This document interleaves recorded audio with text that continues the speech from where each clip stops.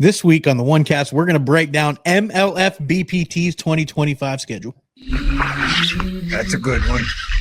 That's a good one. Oh, God, it's a toad, son. It's a toad, dude. Let's go. I wake up to a little bit of drool on my pillow, feel like it's going to be a bad day. What's going on, folks? Welcome back to the OneCast. Today we're breaking down the 2025 season for Major League Fishing. We were just joking here because none of us looked back at what we said. We don't have to because I was right. I don't think you were right. Yeah, 100% I won. We're talking about the BPT, not Ben, Pete, and Trey, but the Bass Pro Tour has been alluded to. And I don't know what we talked about last year with this.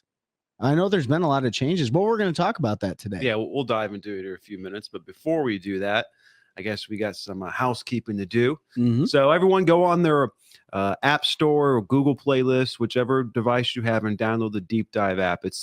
We've been working with those folks for several months now. We have used the app before they even became friends of the podcast. It's great to help plan your fishing trips to make adjustments. And I want to point out a new feature that was actually released today. Braden over there sent me the email, and I brought it up here. But they now have a new feature that's called the streamflow. So you can go on any of your lakes pretty much around the country. And whereas before they had, okay, I'm at the start, man. I'm messing this up. No, they got new features on there, like you were talking about. They got the new streamflow. So it used to have like the wind blown points and the water discharge points. Yeah, so it would have like the tributaries coming in. Yep. Or it still has that now, but it's an active feature where you can click on those streams. And then you can see the current flow rate, and those little tributaries or the little streams coming into the draws and pockets. And then it's got a forecast for the next 7 days. So it's going to be a great feature, especially early in the year. You get a warm rain, 60 degrees out, you get a rain, then you can go predict, okay, which areas of the lake are going to have most of that warm water come in, and you can target the fish there. Yeah, absolutely. We're going to use that during the tournament season this year. Just like we did last year before we even partnered with those guys. And I'll tell you what, all those features are phenomenal. The data they use, like you talk about all the time, is great data. And just make sure that you guys go in there. If you're not going to do the full year subscription, check that trial period out. But I promise you, it's cheaper than buying 10 packs of soft plastics from a lot of places, except for OneCast Fishing, where you need to head on over to onecastfishing.com, use the code, the OneCast, all one word.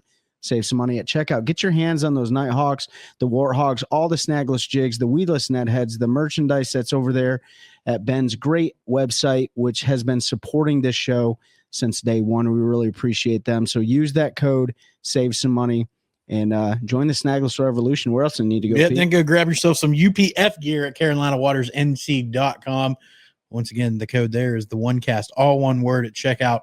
Save yourself some money. They've got the new UPF shirts for 2025. They still got some left over from last year, and they're always bringing out new T-shirts and UPF style. They've got new gloves, some different colors coming, so you can get everything you need to keep yourself protected for a day out there on the water, with the exception of eyewear. But for that, you just use the link in the description, which is going to take you to Hobie Eyewear. Grab yourself a pair of those floating frames. Whatever lens color you want, I definitely suggest getting at least two pairs, one of them being in the Sightmaster Plus for those low light condition days, early in the morning, late in the evening. They do a great job of pulling in that extra light and allowing you to see when most folks can't. It gives you an advantage in those early spring tournaments or bed fishing tournaments. If you get a cloud covered day where you can't see as good, that's like the cheat code for those days, because it really helps you see in those conditions. So make sure you grab those. I do want to say something real quick before you move on to our last great partner that we just started with here. You know, these the Hobie Eyewear, one of the things I really like about the Everglades and the Mojo float frames, they wrap around the sides of your eyes really nicely. You know, we talk about fishing a lot, but there's a lot more activities outside of fishing that these glasses are applicable with. One of those being shooting. Now, I'm not going to give you the rating, the ballistic rating or anything like that, but I can tell you that I've taken a tungsten weight to the eye with the lenses in, and it saved my eye. And Pete's wife was the culprit of that one. You know, so I was speaking to a lot of law enforcement agents today about the particular eyewear that they use, and there's a lot of different brands out there. And of course, like, government's going to purchase what they purchase. But if you're an avid shooter, you like competitive shooting, or you just like recreational four-wheeling, ATV riding, all that good stuff, outdoors activities, hunting. Sightmaster is actually really good for hunting. Use that link that Pete talked about, because they're not only great on the water, man. And so really cool to see some of my buddies this year going to be using Hobie Sun eyewear when they do the world's toughest row, which is from California to Hawaii in a straight line distance. I think it's 2,800 miles.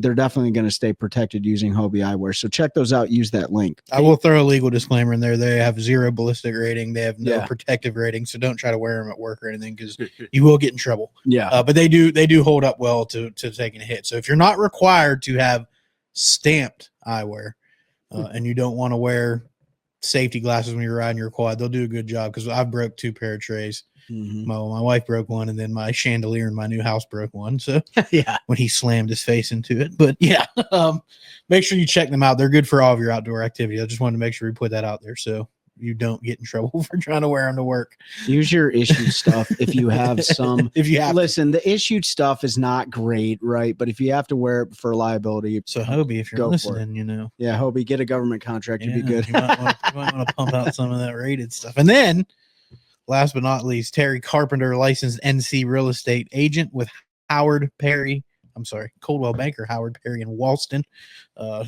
Newest partner on the show. He's also a partner with us for our fishing tournament season this year. That's Trey and I. So make sure you head over and check him out. You can search him 4x4 Realtor on Instagram, Terry Carpenter Realtor on Facebook. We have him linked on all of our stuff, so you can find him that way. If you're looking for a home in central North Carolina, or really anywhere in the state of North Carolina, Terry would probably help you out no matter where you were. Make sure you hit up Terry. He's going to do a great job for you. He's going to do everything he can to find you the home of your dreams. He's a bass angler, so he understands our specific needs with garages and charging boats and floor drains and all that kind of stuff, security, whatever it may be. So make sure you check out Terry Carpenter, licensed NC Realtor with Coldwell Banker, Howard Perry in Walston, our newest partner. And he's going to find you your dream home. Good deal. Yeah, man, he found you your guys' home. Yeah. So I tell you what it is. It's cold in here. it's freezing. So the day we're filming this, we just got that deep freeze down here in the south. We only had maybe about an inch of snow or kind of a dusting, but down in New Orleans and Pensacola, Florida, I mean, they got feet of snow. Well, not quite feet, but they got inches upon inches of snow out there, and it's hard to believe the fishing season is starting today. Yes, it is. Oh yeah, there's an open.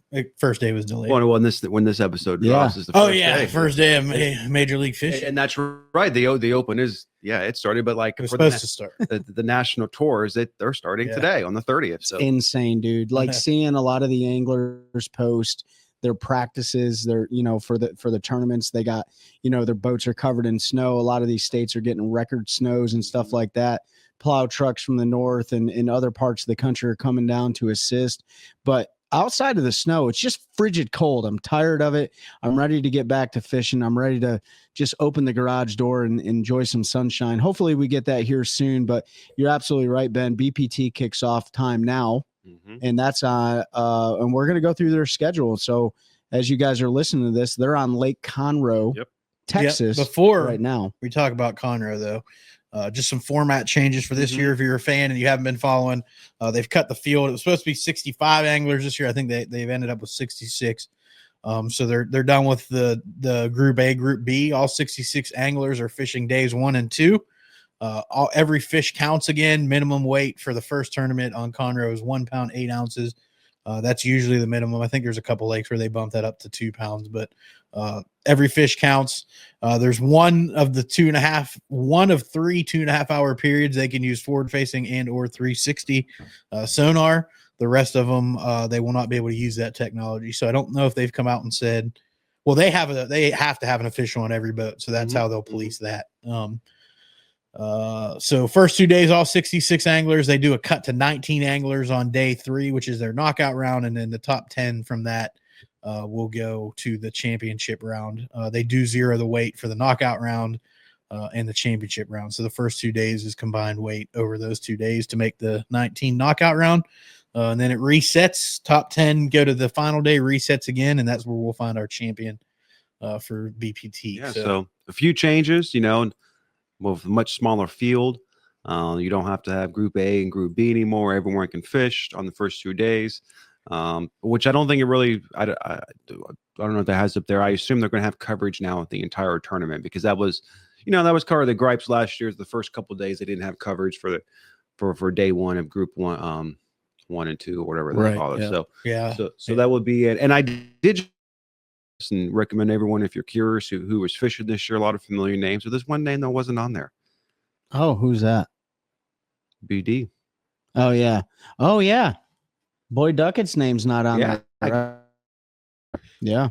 Well, interesting. I mean, they had to he finally caught himself, even though he never should have been in the league to begin with. Well, I mean, they finally, they went through, and I don't think they took like a bunch of years in the past as their averages. I think they looked at last year's. No, there was a period over X number of years. Was there? Yeah. And then look, a lot of folks left to either take legend exemptions or maybe go to the opens. And so whatever their initial plan was, they had to adjust fire to get to 66 here. I'm pretty sure the average was, if they've been there since the beginning, they got their average from the beginning. Yeah, and I heard that last year. Like, it's kind of a, it's kind of a disservice to those guys that just got in there last year because they didn't have an average. I know Matt Steffen was cut from the BPT. He's the owner of, I think he's the owner of Core Tackle, makes that little forward facing sonar jig head deal. But he published a video talking about it. He's not going to go back and try to fish MLF. I think he's going to go the opens route. But, I mean, they had to make the business decision to do what they needed to do, but it'll be interesting to see. There's like you said, a lot of household names. Everyone on that list, for the most part, that I can think of, has been catching them before the technology, right? Or we're talking forward facing. So I'm curious. I don't know if it's going to hurt the guys that are like the staple names, like the Jacob Wheelers and the Dustin Connells and stuff like that. But I'm wondering if it's going to help the other ones. Yeah. So right? I was thinking about that too, because look, all those guys can catch them with or without the technology. But some of those guys are particularly good with the technology, and it was part of their whole strategy. And I think we saw that over the last several years. But the fact you can only use it for one period and you have to declare that before the period, there's going to be some strategery involved there, some strategy. And then it'll be interesting because it's still every fish counts. So if it was a 5-fish format, some guy can go catch his 5 fish on forward face, and it doesn't matter what he does the rest of the day. But you can't do that. You're going to have to keep catching fish the entire day through each period. So it's going to change some things. It's going to change how folks strategize their time on the water, and maybe they'll make drastic changes, between periods, just based upon what they find in practice. So you guys have never been on Lake Conroe, Texas before, have you? What we do know about it is it's just north of, what would you say, Houston? Yep. 20,000 acre lake or something like that. So in your guys' opinion, if you were fishing that event, not knowing a whole lot about Conroe, when would you schedule your forward facing sonar? So as we go through the schedule here in Conroe kicked off today, and this is kind of the only place I'm not really familiar with. There hasn't been a major tournament there, I think, since BPT went their first or second season. Now, I think there has been a classic on Conroe in years past. It's only 20,000 acres. And that's something we were talking about before, is that's, with a smaller field, ideally they can go some of these smaller lakes and places. Now we'll see the schedule here. That wasn't necessarily the case. They've got a lot of the TVA lakes on there and big water, but it will be interesting that I don't think it's going to fish overcrowded. It's got both, I think, shoreline, vegetation, laydowns, it's got the hydrilla, I think, in it too. So I think there's a lot of different ways to catch them. And that, I'm sure it's been cold down there, so I'm sure it's going to be a wintertime kind of, offshore type of bite, probably. Yeah. Unless they're in the grass. I mean, I don't really know what to expect from Conroe. I mean, so do they have to declare when they use their scope in 360 after practice? So you have to declare. I think it's the day of what you have to declare. Okay. You just have to declare it before the period. So it'd be super interesting if they had to declare it before they even practiced, because that would suck. No. But, practice is going to dial those guys in to when they need to use it. For me, looking at the time of the year and how freaking cold it's been, I'm probably going to use forward-facing sonar in the first period.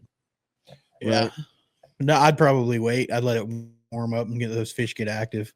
Yeah. Yeah. Well, it's yeah. I mean that's an option, but like when you think of the strategy of the other way, is like first thing in the morning when they're not active, Right. you try to pick a couple off, and then hopefully, I mean, it depends on how the weather shapes up, but Sure. if it starts warming up, probably throughout the day, those fish are going to move up shallower. That's what I was thinking, right? If there's rock and there's timber and stuff like that, you know, if it's a nice bright blue bird sky day with sunny conditions, they might slide up a little bit later, but it could have the reverse effect, right? It could be cloudy all day. It could be raining. We don't know. So I think it's going to be a crapshoot, but I think, and right now it's supposed to be high 40s, mid to high 40s as the low. And then during the tournament, looks like mid to high 60s, maybe even 70-degree days. So it'll be pretty normal, but it was only 48 there today. Yeah. So, you know, it's going to be. All right. So so Lake Conroe, Texas, it's going on right now. In 4 days, somebody's going to know who the winner is. Who are you calling for the winner of this tournament, Pete? It's probably going to be like Wheeler. I mean, everybody said every time they've thrown something out there was going to stop him. Remember, they went to 5 fish. Yeah. And he couldn't compete, so he went out and won AOI. Are you just going to pick Wheeler for each one? Not for everyone, but Yeah. I think he probably somebody in that house. Like they have, I think, the most diverse house. Yeah. I don't think the forward facing is as big a deal as everybody makes it out to be for those guys. And if they find the right period where they're going to use it, that's I think any one of you look at him or what's Dustin Connell, and those two get the right period of forward facing, and they might put 40 pounds in the boat in one period. And then they're done. And then, who's catching up with that? So I don't think that only one period is a big enough disadvantage with how good those guys are. Yeah. I think that they're going to find the right time to Trey's point. Maybe it is when the fish are less active, or like for me, another reason I said afternoon is because we saw 2 Elite Series events that were spawn events get one offshore last year. Yeah. So we know some of those bigger fish will be offshore. And the year before too, they won dang Okeechobee in the river. Yeah. Something that's never happened ever. Yeah. Not even if there was a fire.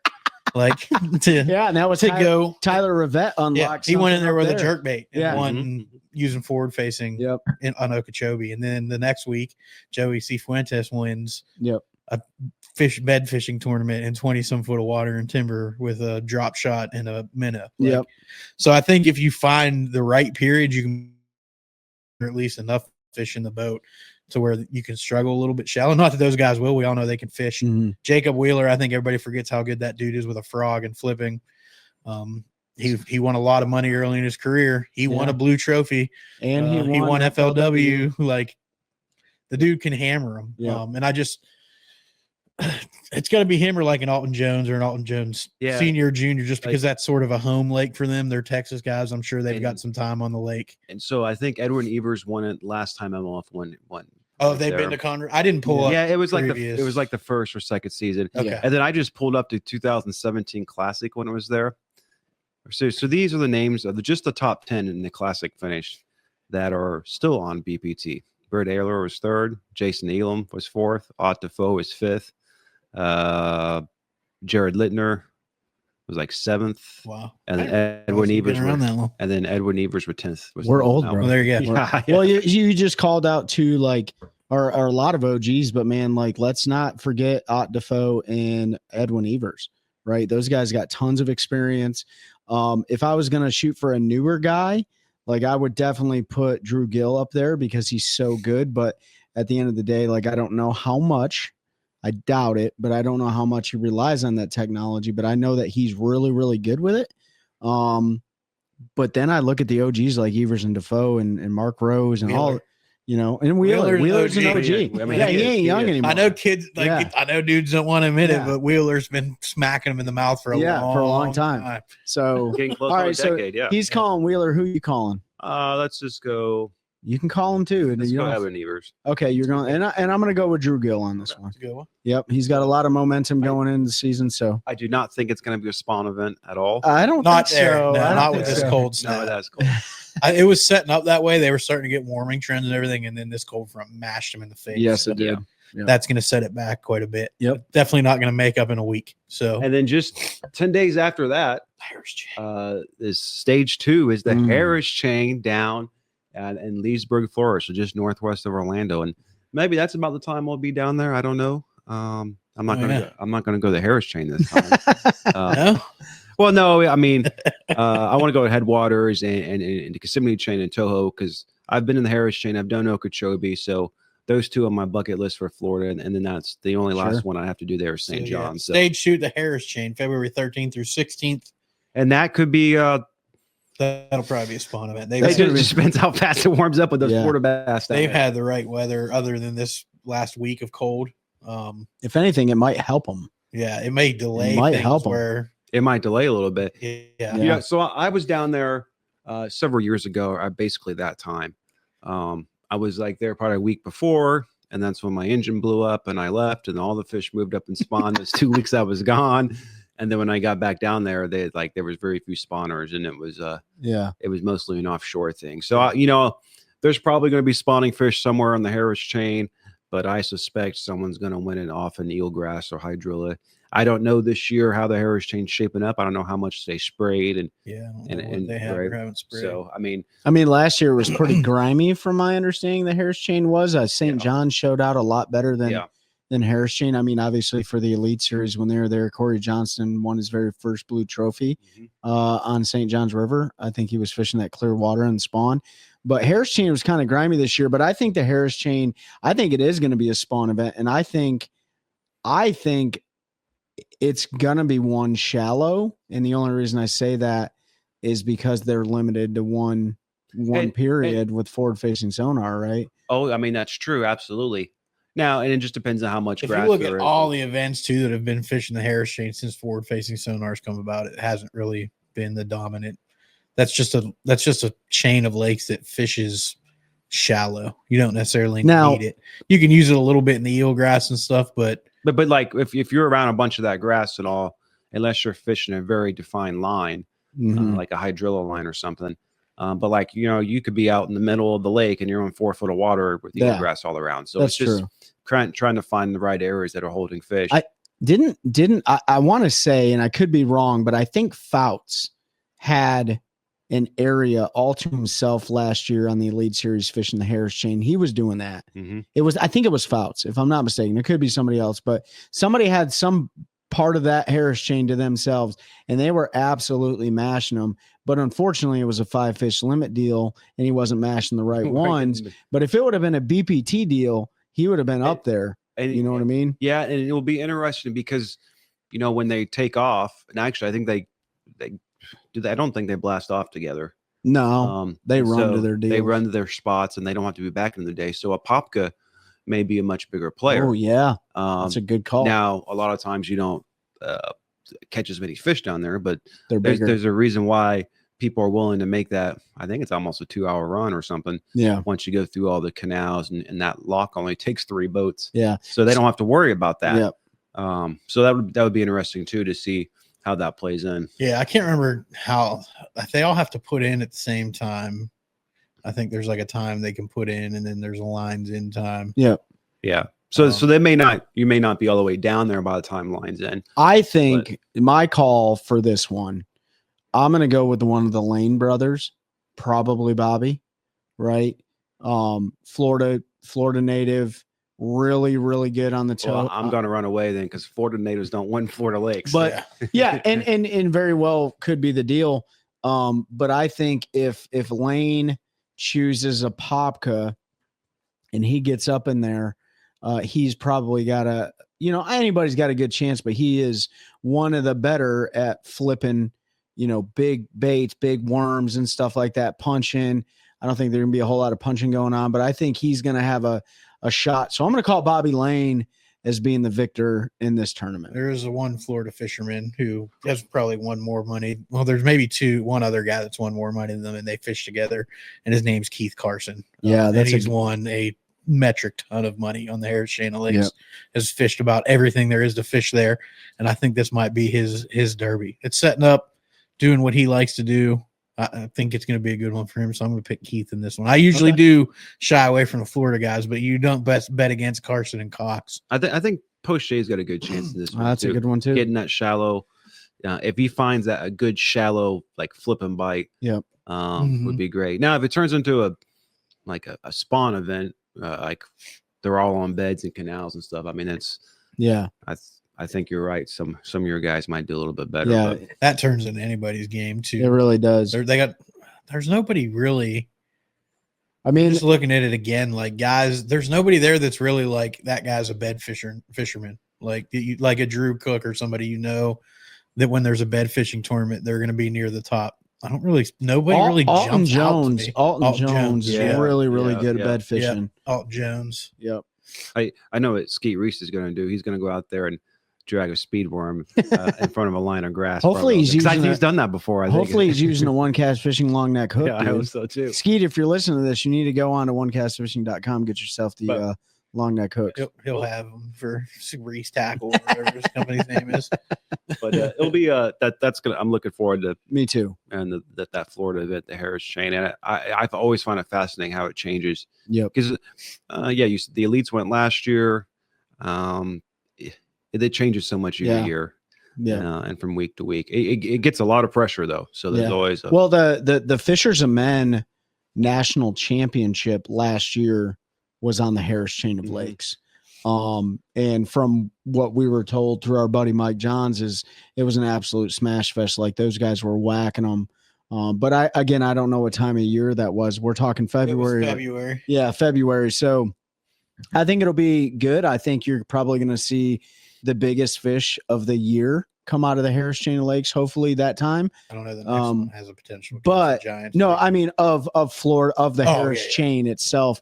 But maybe I don't know if Florida rebounds in a year like, you know, unlike other lakes, but it was grimy last year.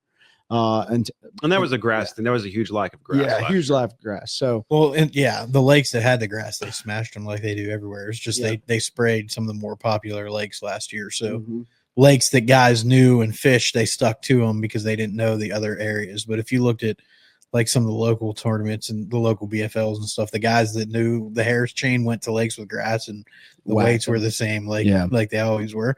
The Fishers of Men was there before they sprayed, and it was like the second week of February, and they just mashed them in the face. And then I think the week after they sprayed, killed the lake or the grass in a couple of those lakes. And then it was something, a Toyota went there, I think, and it was like 3 pounds a day needed to catch a check or something ridiculous, because it just changes it when they spray the grass. So it'll be interesting. We'll see. That lake will rebound plenty quick. Those fish didn't go anywhere. No, they just didn't know how to catch them without grass. Yeah, if they had a North Carolina boy there, they probably went out there and schwacked them. If you can catch a bass in North Carolina, you can catch them in a mud puddle in Jersey. I mean, and look, in some of those fish that are coming or going, there'll be some shell guys catch things on shell beds and stuff too still. So I mean, there's going to be shell beds always play on it. You know, the other thing too before we move on is I don't know how much the hurricane this year affected anything in those systems, right? I know the St. John's got overly flooded. The MPFL canceled that event as they had to for their last derby for the year. But I don't know how the chains got affected by the hurricane. It doesn't seem like hurricanes affect those chain lakes as much as they do the river systems. Yeah. Like take Okeechobee for chance. It gets blasted about every year, and all it does is move the mats. Yeah. And the fish just kind of chill with it. Yeah. So I don't think it impacts the chain lakes, the various chains as much. And Harris Chain, I don't think really got hammered too bad last year. No, I don't know. Yeah, I don't think so. They took a lot because Helene came through Tampa basically. Off Tampa. So that's about like Winter Haven got whacked. And stuff like that. Winter Haven's like just kind of southwest of Orlando. And then Harris Chain's just to the northwest. So I mean, it was affected, but that's Florida. I mean, those fish are used to it. So it'll just a cold front will do more than a hurricane. A hurricane. Like you would not want to be there. If they were going to the Harris Chain first, next week would be absolutely the most miserable fishing you've ever seen in Florida. Yeah, because we have like 25% Florida strain bass here. When it gets cold, they don't know. They forget how to eat. You might as well imagine if the open. Imagine if the open was there this week. Like, That'd be terrible. But and then they head to Murray. I know that is the lake I'm looking forward to. First week of March, so about a month before we go. Yeah, there. You guys That's right. you guys will be glued to it. I will. I'll watch that one a little bit. I will watch Stage 3, Lake Murray, Columbia, South Carolina. That is going to be, in my opinion, a pre-spawn smash fest. That's really going to help us know what the fish are doing. Absolutely. Because that's a month before. So depending on how they're catching them, if the weather stays stable and we can look at warming trends and stuff, we can have a pretty good idea of what is going on. So for me, selfishly, I don't watch a lot of the BPT events just because I don't like their coverage, and everybody who listens to our show knows that. I might watch a little more now that Boyd's not fishing, and that's nothing against Boyd. I just was morally disagreed with the decision to let himself continue to fish when he was in the dead last 5 spaces in every tournament. And he lost some other guys because he decided to keep fishing. So that was for me. I don't know if moral is the right word, but that was, I mean, it was. I just didn't agree with the business decision he made, and I didn't watch it because of that. So I might watch a little more this year because I think it's going to be a little more interesting with 66 anglers all at the same time. The two group thing, but I don't know, just annoying to me because you didn't know who was in what group. Oh yeah. Like I just wasn't a fan of the format. I like it a lot better now, but yeah, Murray is one I'm definitely going to watch. Yep. And you're absolutely right. Like for you two getting ready for the national championship for Fishers and Men, like a month ahead. A month ahead. If it's a week before it goes off limits. Yeah, so if it's going to be one of those things, of course, all your competition is going to be watching it too. But, of course. But if it should be a solid pre-spawn event, like there might be a few on beds, but if the weather keeps up like we are now, unless it drastically warms up fast, I think it's going to. They're going to be. Yeah, I think they'll be pre-spawn. They're going to be pre-spawn. So but that will give you guys where are they at in pre-spawn? Are they kind of still that early? Yeah, or late winter type of deal? Or are they really starting to stage and it's one of the, you hold the anglers sometimes, oh, we're just here a week later, they're going to move up. Yeah. If it's going to be one of those type of deals, I don't think so. I think there's probably going to be. Yeah. I mean, polar opposite fishery, folks, than the Harris chain of lakes. You know, Lake Murray, South Carolina, 50,000 something acre lake, blueback herring, threadfin shad, obviously brim, all those things. Great, healthy fishery. Vegetation, docks, rocks, you name it. It's got the whole 9 yards. I think that the northern part of the lake is going to be on fire. I truly do. Up the river part? I think you're going to see the Saluda play, but I think the northernmost part of the lake on those pre-spawn staging points, whether or not that's on a rock bank or a point, secondary point, whatever, or primary dock systems with brush piles on them or whatever, I think you're going to see glide baits thrown. I think you're going to see spinner baits, crank baits. I think you're going to see that kind of stuff really shine in this event. I think you'll see a lot of jerk baits around the hydrant. And I think you're going to see jerk baits too, right? So I don't know if top water's really going to play, but I think that you're going to see the northern end of the lake play. And you got a local. Someone's going to catch one on a frog. Yeah. And so, so Gagliardi has won on Lake Murray before in the FLW. I think he won a Forest Wood Cup, or maybe it was just a regular event. I think it was a cup. I thought it might be a cup. Yeah, I think he won a Forest Wood Cup there. And, you know, he was in that event, you know, it was way later in the year. He's throwing a donkey rig on those herring spawning fish and stuff like that, herring eating fish. But I think Gagliardi, he's due, and I think he's going to be one to contend with in this event. What do you guys think about Murray? I think Brian Thrift's got a great chance. Oh, there. Yeah, it's a good one. Smoke. And maybe even Alan Jones Jr. I guess I have a feeling this might be a good play for him. Yeah. But those would kind of be my two I would maybe keep an eye out for. I mean, we're all just shooting in the dark here because who knows that, you know, fishing's it's anyone's game, any lake, anyone can go from top to bottom. But those would be kind of the two I think are going to play well there. I'm going to go with somebody that everybody always forgets about absolutely how good he is and how much he's dominated early in the year, especially, and that's Michael Neal. Neal. He's like the most forgotten about dude in bass fishing that's won more money than I tell you what, that guy is an absolute hammer. He's also going to smoke him. He's a Harris chain. I know he was one I was thinking of the Harris chain. I just know Keith has so much experience on those bodies of water, and with the kind of weird winter we've had. But I really think Murray is going to set up for Michael Neal. He likes fish grass. He's used to those Tennessee River lakes. If he can find fish schooled up, he's a tough one to beat. And if they're stacked up pre-spawn, he's a guy that's got a bunch of tricks on how to catch this. Do you guys, little fun fact? Do you guys? I guess it would be a fact. I've heard him say it, but do you know what his absolute favorite fishing technique is? I know he loves a chatterbait, but I don't know Michael Neal, at least from what I've heard in some of his other interviews and his podcasts, he's a huge shaky head fan. Oh, huge shaky head. makes sense. Tennessee, yeah, area. jig head worm. You know what I mean? But yeah, I mean, Michael Neal is fantastic. I mean, they're all great anglers. And I got to thinking about this a second ago as I said, who did I say? Who did I say for my pick? Gagliardi, because he's a local boy. But thinking about, it's kind of hard to find somebody that can beat like Edwin Evers and not Defoe at like shallow cranking, right? And it's hard to beat guys like you would look at Jason Christie and Andy Morgan throwing spinnerbaits and jigs and stuff like that. So I think it's any man's game. I'm gonna still call Gagliardi because he's a local. I'd like to see him pull something special out.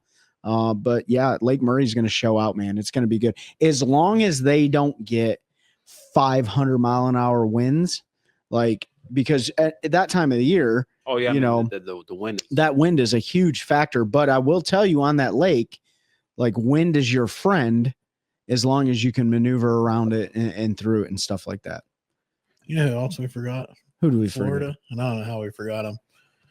D team member Zach Burge. That dude can catch him flipping. Well, I was gonna call him from some other ones. Yeah, I don't know how I forgot about Zach. But anyway, and I know Lake Murray's not one of his favorite lakes, so that's why I didn't. Nobody did damn good in this last. He did do MPFL good. event. He did. Yeah. And then we have Redcrest, maybe the third most important championship in bass fishing. You're gonna have to bring up the angler list. That one's in Guntersville. Yeah, I'm gonna pull it up right now. Yeah, Guntersville, April 3rd to 6th. Guntersville, Alabama. Probably still a pre-spawn event there. That's kind of early, I think, for that part of the country. There's probably going to be a few spawners, but it doesn't get quite as warm there as it does here. It's everybody you would expect to be fishing it. Yeah, basically. Yeah, that's a pretty stacked field. Ooh, you got a couple invitational guys in there. So Andrew Nordby, he's going to be fishing, and I'm here to tell you right now. He's from Guntersville. I'm here to tell you right now, Alabama. Yeah. If you're going to pick somebody, so is Chris Lane. Yeah. So, and that's funny because So I'm going to pick Nordby just because Nordby. Yeah. Art Daniels Jr.'s Alabama boy. Oh yeah, a lot of those guys there did move to Guntersville. That's a popular lake. A lot of those guys live on because I'm gonna go ahead and just pick like Dustin the Redcrest Master. That dude for some reason in a Redcrest event just figures out how to catch fish. Yeah. But that's another one Zach could do good, and I know he's got some experience on Guntersville. He's got some really. This is a tough one. Yeah. And what are the rules for it? Yeah, you guys can talk because it's. I'm going to stick with Connell just because still early. It's still early in the year, and I don't know. So 50, 50, 20, 10. Okay. Total weight, minimum scoreable's 2 pounds. So they bumped it up to 2 pounds. Now, are they allowed to use live scope all the time for this event? Redcrest. Because because in MPFL, their championship, they're going to allow it because that's how they qualify. It doesn't say. So that's something we'll have to come back on. We don't know if they're going to stick to normal. I am going to say yes, they'll be able to because they do not call. They called it out in every other one except for this one. If you know, let us know. Yeah.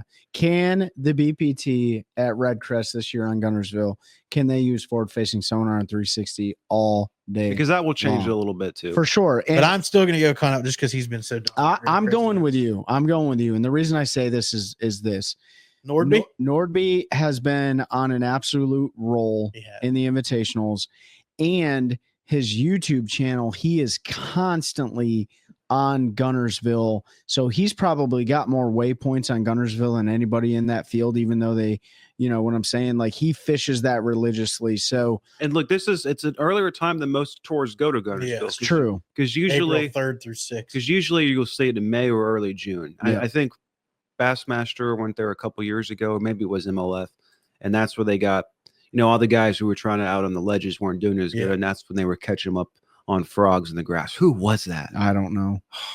I'm not sure. Yeah, it was a couple years ago, but I think it was like a May or June event still. Yeah, but it's a little bit earlier, so it'll be interesting to play to see how the weather is. But I don't think it's going to be a straight spawn event for sure. I don't think so. Jacob Walker's another local guy I know that's got a lot of experience on that lake. That'll be a fun one. Yeah, it'll be a good one, man. 50 anglers. So, yeah, but like I said, I'm going to go Conroe. Just, I don't know. That dude found So something. while they're for some reason in Redcrest events, that dude just figured out how to catch fish. So while they're fishing Gunnersville for Redcrest, you and I will be on Lake Murray for our national championship. Everybody will be watching us. All right, so we got Redcrest April 3rd through the 6th on Lake Gunnersville, Alabama, and then we move to Stage 4. Stage 4, Chickamauga and Nickajack. So Tennessee River Lakes.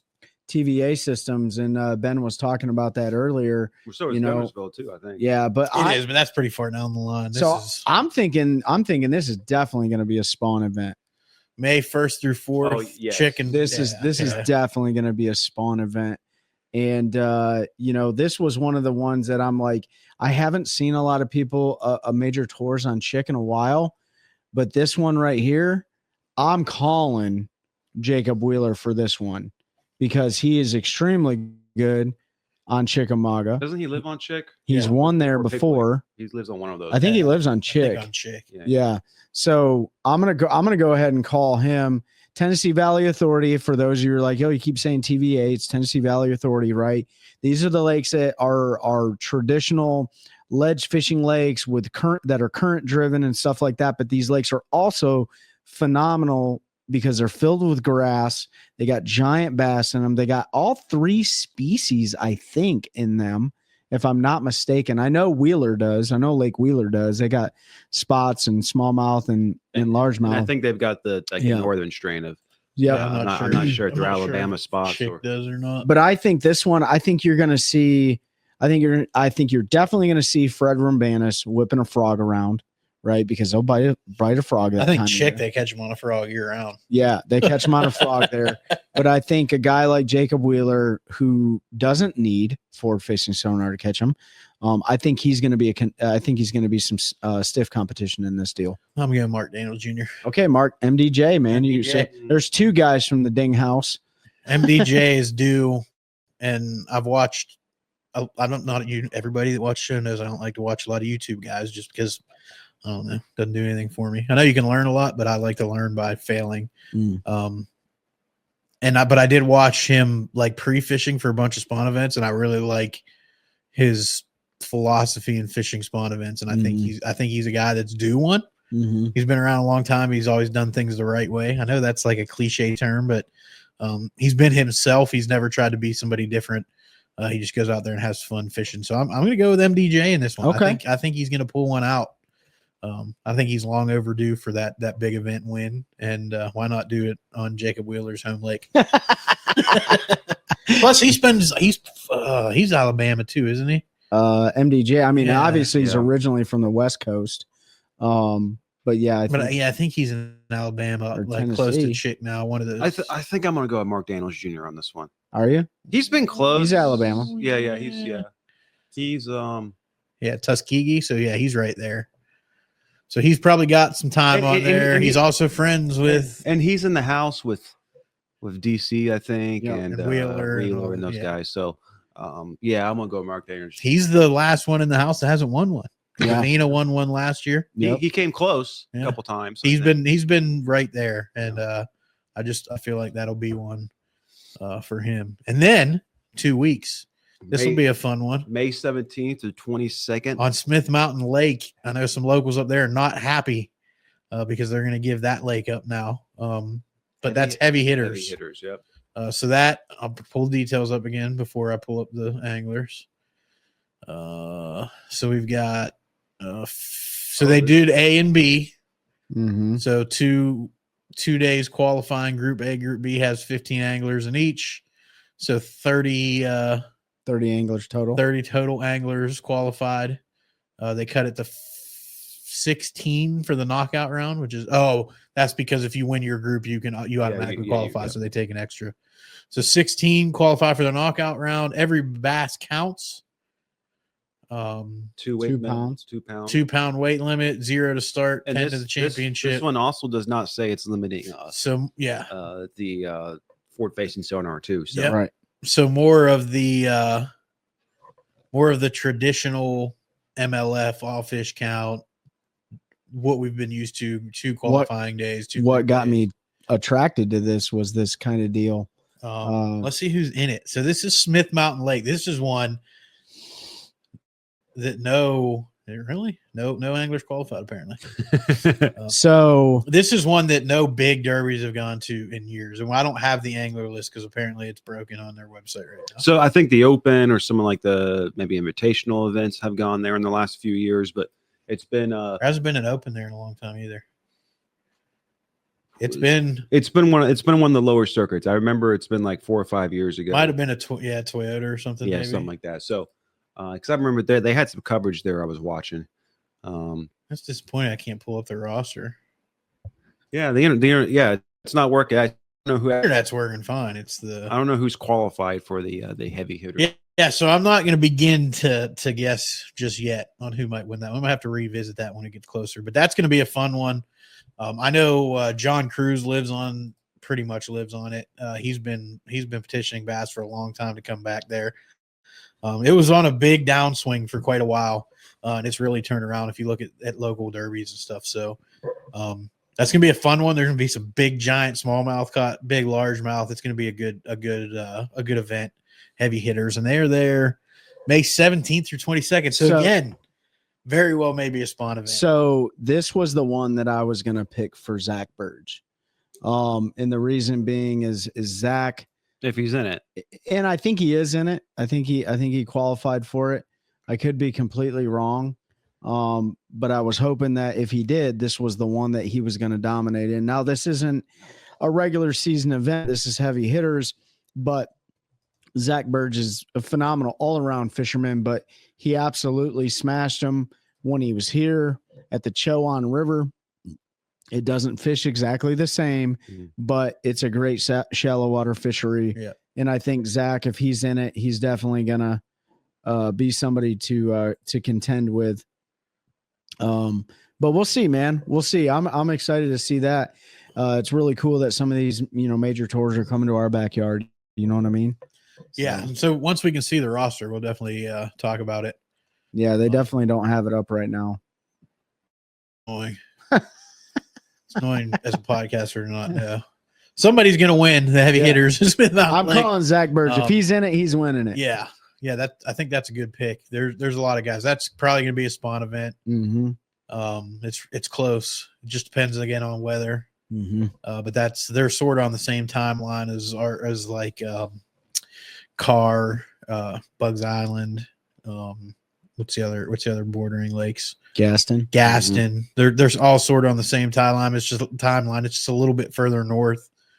So that it's going to be close. Again, weather dependent. It's either going to be pretty heavy spawn or they're pre-spawn with some fish starting to move up. So it's going to be a fun one. Yep. They do have smallmouth though. Do spawn a little bit earlier, so it's possible they could be catching small. I don't know how that lake fishes for smallmouth on the bed, but I know there's some big ones in there. Our buddy Alex, who's been on the show, that won the co-angler side of the Open on Bugs Island, fishes it a lot. And John spends a lot of time fun fishing that lake. And they catch some giant smallies. So I'm looking forward to that one. And then they go to another lake. And I am really excited for this one. That's rebounded. Yep. This lake is apparently rebounded. It is Kentucky Lake. I just remember, it's probably been 8 or 9 years at this point. It was some of the old Bassmaster events there. It was a straight up ledge fishing event. And it was, I remember the championship Sunday, it was whoever got to the spot, because they both fished it, and you had to put your boat in one position to make the exact cast. Yeah. And they both pulled up there.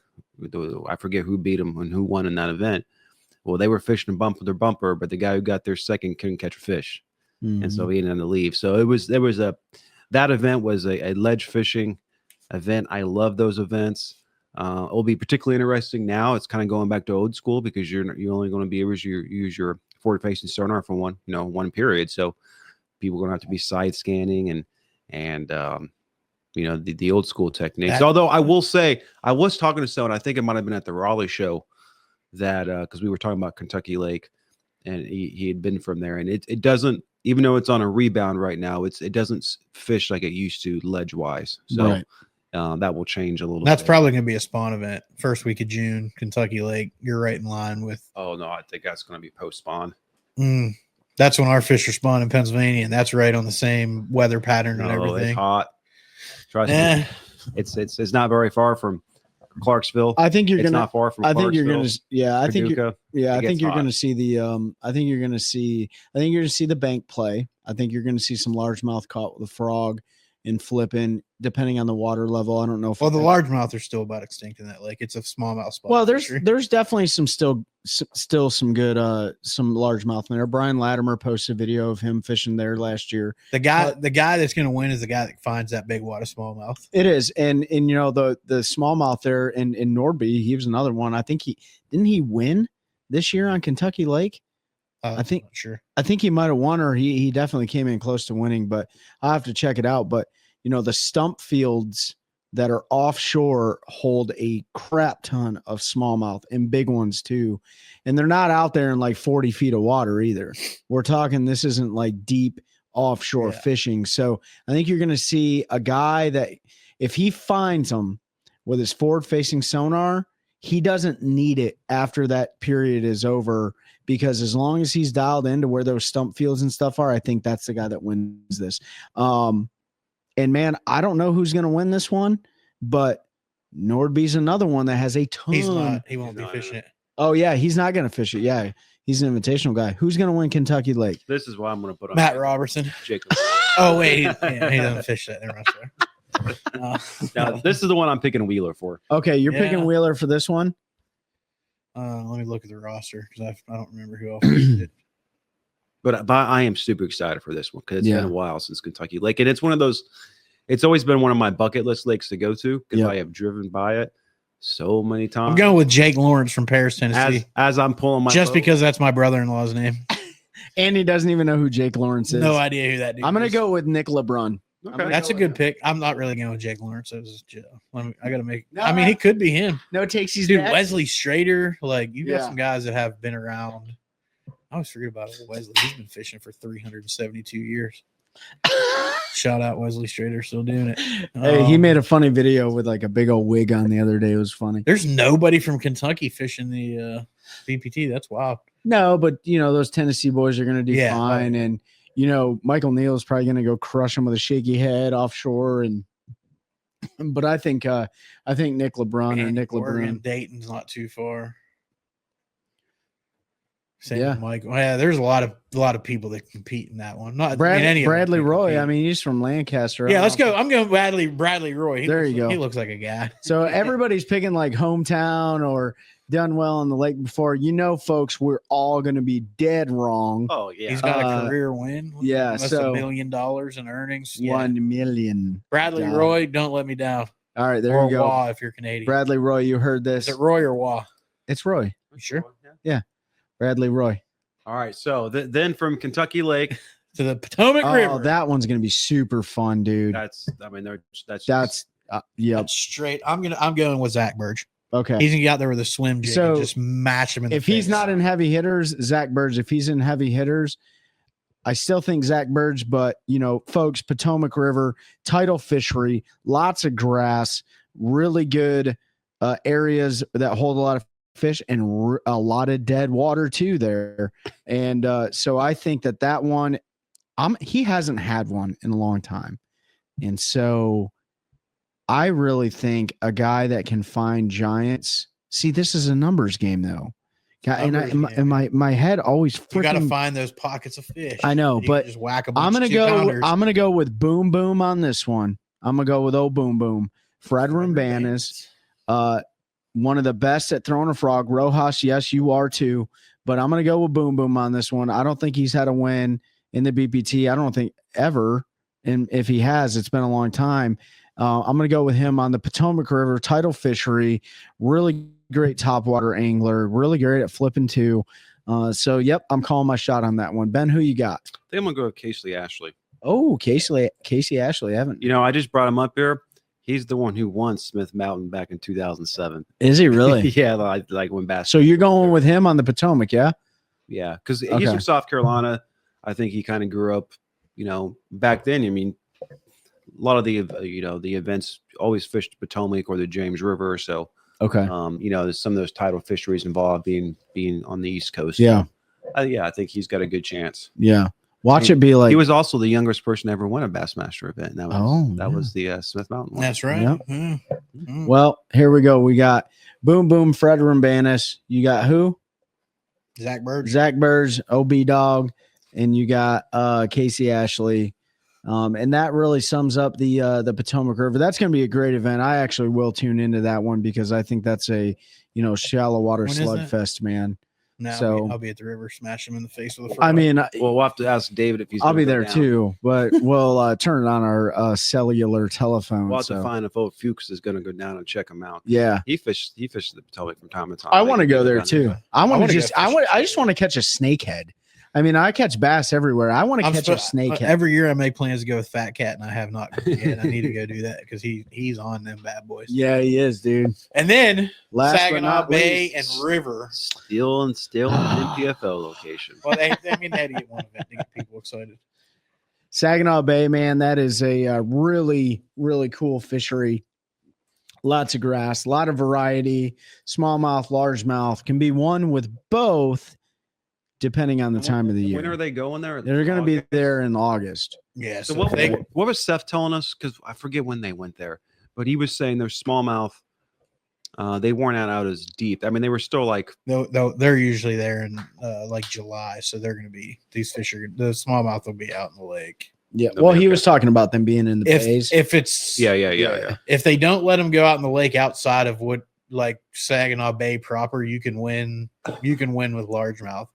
If you can leave the bay and go into Lake Ontario proper, you're not going to win with largemouth. So- Hey, especially if because people can get out onto the lake. especially since it's every fish count. That's I mean, right. you go fish that grass for there's Seth was telling us like there's tons of largemouth, There are. and he was catching And 50, 60 a day, Josh so- Watkins was talking about his strategy last year with the MPFL. I'm not going to say where he went, but where he went, he caught over 50 fish, right? And in one location, power pulled down or raptored down, whatever. And he was just whacking them. Now, what's the fish minimum? It's 2 pounds. Okay, so that's a factor right there. 2 pounds is a huge factor because you catch a ton of 14-inch fish on that lake. They're not going to be 2 pounds. And they're not going to be 2 pounds because it's so late in the And year. even with every fish counts, I can go out and catch 34-pound smallmouth. Right. Yeah. And so you're 42-pound if largemouth. the weather's going to let you do it. If you can get out there. Right. Yeah. Which August is usually pretty favorable for not having And the having smallmouth, bad look, weather. if they want to go out there, they're going to slam, but they won't catch as many as they used to because of the new technology Well, they rules. will. You think so? Oh, yeah. I mean, I'm curious. we had, I mean, look, I can use Erie for example. I had as many 100 fish days on Lake Erie with 2D as I ever had with forward facing. Well, but you gotta you lived there. yeah, but you you, know just what I have to find. All they have to do is find a school fish. What do they you won't need? Okay, let's go here. The, So the thing with the way they did it with forward facing is they were hunting 5-pounders. yeah, Now you can run over a school of fish and know that they're 3-pounders, and you can sit there and catch 100 of them Well, it's just because you don't need those roaming it's, 5-pounders. It's just one of those things, like because everyone watches when these guys are doing it, like they're making a cast when they see a fish, sure. Yeah, even if it's a big school. Yep. Right. So it's a higher percentage too. They're seeing how they react to the baits, and they're Mhm. not, except for that one period, they're not going to have that feedback information. So there will be more blind casting, Mhm. and there'll be just not as much knowledge to see how those fish are reacting. They're still going to catch a pile, but Yeah, I don't think it's going to be necessarily as high. yeah. I think a lot of people are about to be surprised because they forget how good the Great Lakes are without forward facing. Yeah, yeah. I Maybe mean, better because the well, fish got smart, so- Michigan. I mean, let's be honest. Michigan fish are dumb. They are. They bite. The smallmouth are smarter though, Yeah, because they do get pounded on. but I'm wondering if there's actually going to be some sort of effect with them not getting pinged with a There very live well sonar could unit, be. right? I mean, we Is don't it going to know. change fish behavior?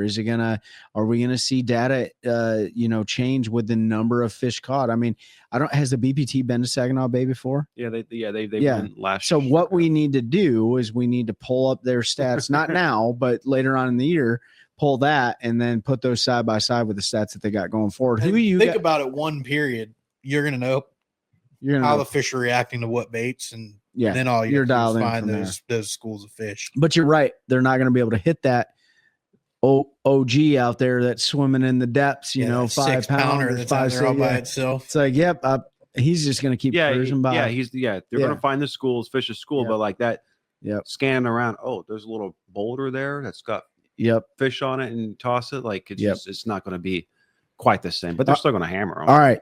This is stage 7, last event of the year. We covered all those other ones, Redcrest, heavy hitters, all the regular season events. We're all the way up in Michigan, August. Who's your pick for Saginaw Bay? Destin Connell. Okay. He's got it. Pete's going through the angler list real quick. Yeah, We got- because I can't think of the guy's name. I have one I want to pick because he's a dude that's been smashing him in the face on the Great Lakes. I mean, I had a forward-facing sonar every came around. I don't think He is a former Bass Pro Tour Angler of the Year, Matt Becker. Okay, he's going with Matt Becker. He a lives in great Tennessee choice. now, grew up in Pennsylvania, spent a lot of time on the Great Lakes, jacking them with 2D. Yeah. I think he's a guy that knows how it goes up there. So Yeah. I think he'll have a good Fortunately, year. this is late in the year and it's not a smallmouth spawn. So Yeah. No. So I'm gonna go out. I'm gonna go out here. I'm gonna go with Michael Neal on this one. Right. Yeah. Michael Neal, great deep water fisherman, knows how to throw a Ned rig, knows how to throw a drop shot, knows how to throw a shaky head. Has a lot of experience without forward facing sonar too. And those guys, Michael Neal, where is he from originally? Is he from Alabama, Pete, or his whole Tennessee? life, yeah. Yeah. So Fletcher Shyrock is a good option Yeah. here too. He is. So I'm gonna go ahead and go Ohio with Neal guy. on that one. Shryox, they're from Ohio. He's got a lot of experience on the Great Lakes too. So he's a guy that probably remembers the 2D days out there, swagging them. Yep. Yeah. So, well, that wraps up all 7 stages. Yep. Who's your AOI 2025? Well, yeah, that's what I was going All to right. get to. Well, I'm going to go Jacob Wheeler just because he wins it every other Yeah, year. I'm going Jacob Wheeler because since 2021, he's only lost 1. And he was second that year. Yeah. So He won 21, 22, 23, did not, or 21, 22, did not win 23, won 24, finished second in 23. And I have a feeling he's going to be extra motivated because I'm sure he's sick of everybody talking about how he's not going to compete since they took away forward facing sonar. And I don't think that's a guy that you want to have extra motivated. So you guys are going Wheeler for AOY. Yeah. I am. It's hard to pick. that's, against. yeah. I'm gonna pick Neal. I'm gonna pick Neal for It's a great AOY. pick. And just because his stats show that Yeah. he's always there. But yeah, I think it's gonna be really interesting. I picked I know we're not on MPFL, but I picked the Bass Warrior, Luis Fernandez for MPFL Angler of the Year. Seth got really How's mad Seth about doing? that. But this is fun. I like picking these things. I wanted to ask. So we covered all. I'm not going to pick Wheeler because he did. I'll pick somebody else. All right. So go ahead and talk. Let me think for a second. So what I wanted to know from you guys before we wrap this deal up. So we got some changes. We talked about those. We got less anglers on the water. We got restricted use of forward facing sonar.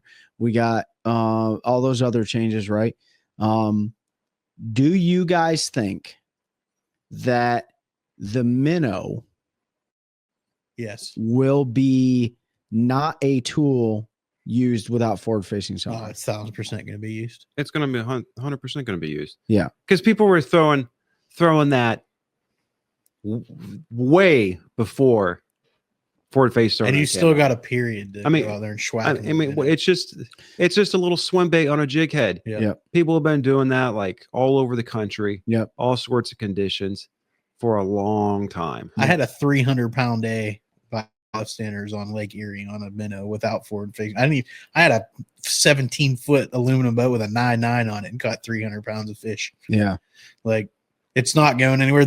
It's not even that it's not going to be as effective. The mid strolling and all of that is still a technique when you get into a school fish that are suspended. Yep. You're just not going to be able to sit there and jiggle it in front of their face till they eat it. That's going to be the only. So are we going to see, and then my last question to you guys, and I'm going Brian Thrift for AOI. Okay. I think there's a lot of. I think lakes- what you might see is kind of return the drop shot, especially in some of these lakes if they're Yeah. chasing smallmouth instead of jig head memo, and they're using their 2D and they're Mhm. doing more vertical fishing type of stuff. Then Yeah. I think you might see the drop shot come back a little bit I stronger. think you but- might see a rig that we saw somebody that fishes the Elite Series throwing. Everybody was making fun of them, Hmm. where they put a slip bobber and a minnow on. to keep Wow. it in a certain water depth. His I name believe- his name rhymes with Scott Martin. Yeah, his name starts with Martin. Yeah. Scott Martin. And he did that, right? He did. Yeah. I think he did that in Alabama. He was He throwing it did. up against a dam, right? It was a genius. And it was keeping Idea. the strike zone. It's Yeah. not illegal. And you could potentially see guys get creative and do something like that Yeah. to keep it, knowing those fish are set up in 15 feet. You can't watch your minnow. Yep. I'll just put it on a slip bobber That- and yep. let it drift over them. And I got a switch it little whole bit. pile of slip bobbers in the boat. You know? Not that we're restricted, but if it comes to that, right, you should start practicing those techniques. The last question I got for you guys. This is- is the third last question, by the way. No, this is the last question. Do you think because guys are so dialed into their screens in 2024, and what that has done, in my opinion, has taken away the angler interaction with the camera, right? Because they're so hyper focused on. Do you think we're going to see more anglers talking to the viewers? No. No. No, I don't think so, because we all get nostalgic before forward-facing sonar, but so much of that time, even guys, if they're going down the bank flipping, like Yeah. you're just watching their back too. Here's the thing. We all remember the guys talking to the cameras when the production was the story of the tournament. It wasn't watching every minute of a guy fishing a tournament. Yeah. There's no story to tell anymore. You're not jumping to a guy and say, tell us about your day. What have you been doing? Right Mhm. now we can pick a camera and watch that guy the entire day. He doesn't need to interact with the camera. There's still going to be people that do because that's what they do. And that's what they've always done. They talk to the cameraman. They talk about what's going on.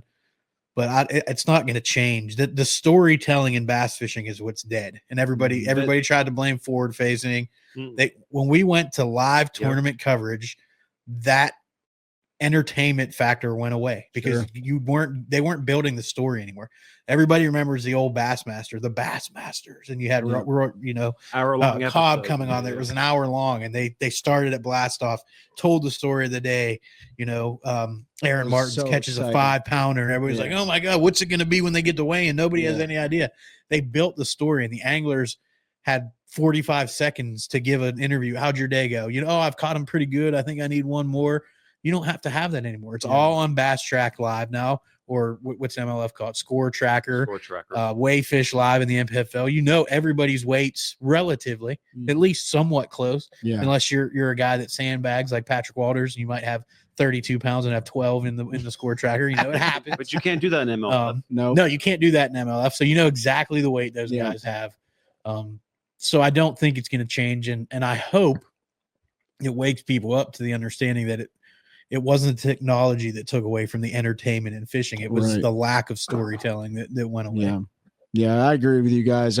Used to be left in suspense and there was a lot of excitement, that hype, things like that. But now it's just, it's kind of mundane, man, when you watch 5, 6, 7, 8 hours worth of coverage and you're like, yeah, I can't really know who's going to It's why I still like bass because they shut off the live or the Bass Track.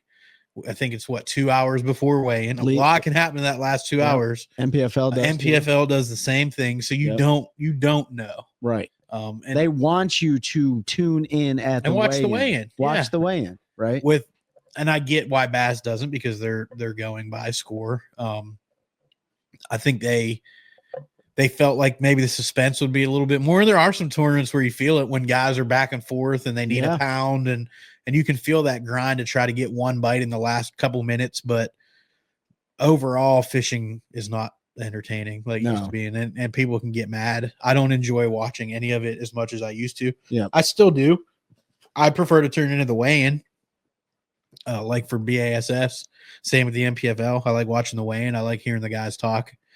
Talk about their day, seeing what they caught. But to sit down and watch a derby anymore, it doesn't really do anything for me. Yeah, because Bassmaster started live production in 2015. With ESPN. It's not that 2000. I'm talking the live that we know now. Oh, 2015. From the internet where it's constant coverage. Gosh, 2015. 10 years old. Yeah. We're old. Well, and they did longer live blocks when they signed the deal with ESPN in the early 2000s. So they've been the storytelling of bass died in the late 90s when they went away from the 1 hour.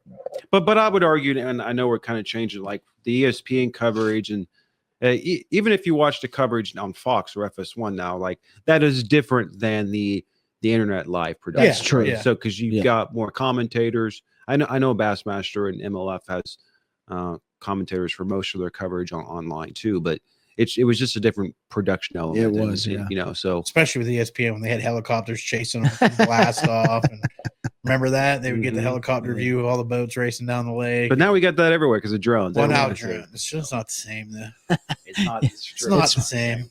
It's Well, listen, guys, we went through the Bass Pro Tour 2025 schedule. We broke down some of the anglers that are fishing it. We gave you our favorite picks for who's going to win each derby and then Angler of the Year. We hope you guys have a great time tuning in. That Lake Conroe is going to be an interesting one. Pete, Ben, you guys got anything before we close this out? Appreciate you guys joining us. Leave us a review on any of the platforms we talk about and help us to continue building a culture of anglers, helping anglers one cast at a time. That's a good one. That's a good one. Oh God, it's a toad, son. It's a toad, dude. Let's go.